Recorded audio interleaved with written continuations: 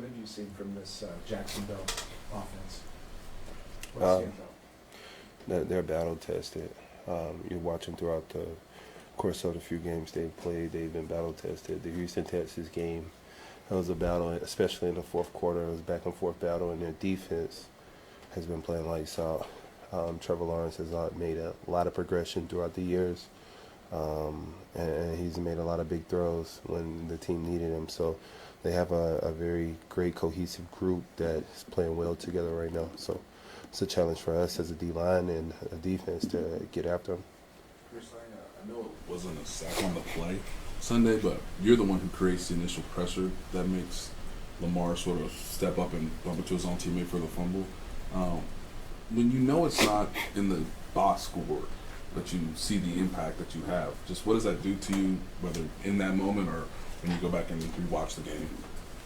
I mean, you know, a lot of times, you're not going to get credit for what you do because sometimes the stats don't align, but that doesn't deter your impact that you have on a game.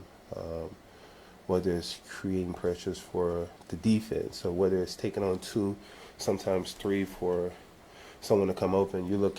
I was watching a stat in the D-line room that Nick had 5 pressures that were untouched. You know, and that's cohesive to the group of the D-line because when you have guys taking up 2, and the tight end and tackle is taking up a D end, then your linebackers can come free. We just want those roles to reverse, okay? Spags start pulling the linebackers up, had them to take 2 and give us a free shot, you know. We definitely have a very DB/linebacker friendly defense. We just want Spags to kind of, make sure that this thing is evenly matched. Chris, how nice has it been to see this defense start to produce turnovers? I know Spags likes to tell you guys that they come in bunches, but is it nice to see it happen? Absolutely. I think that's something we harp on week in and week out. Turnovers, sacks, and affecting the quarterback. So I think they go hand in hand if we're rushing like we should and forcing him to throw the ball quicker than his expected timing, then more turnovers will come, and then eventually more sacks will come. So from the D-line, not the linebackers or the DBs. Were you impressed by Leo's pick? And that was sweet. That's also a pressure that got in his face. Nick Bosa was right there again, you know. It's a trend coming. Spags seems pretty upset by he said when he walked in here the only play on his mind was the last run. I just wonder if you guys can tell that whenever you guys reconvene this week.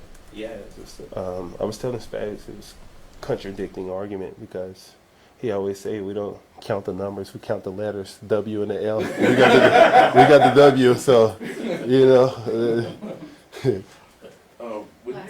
When you get on the plane, Chris, I know it's got to be tough and emotional, but what did you try to do to, I guess, be ready when you don't have like your normal warm-up routine? Is it drinking a bunch of water? Did you try to like find ways to, it's just a different way to get loose for a game? For me, I don't really stretch before the game. I'm a huge fan of Randy Moss. Stay ready so you don't have to get ready. And I get off the plane ready. I was ready to pass rush off the plane. So it's like, just stay hydrated because I know with the heat, with the plane, can kind of dehydrate you. But Rick M gave me some tips on what I could do to make sure I'm hydrated and make sure that my body is up to par to play football. So the training staff for Rick, David Glover, they took care of me on that aspect. So I was ready to play right off the plane. Thank you. Thank you. Thank you.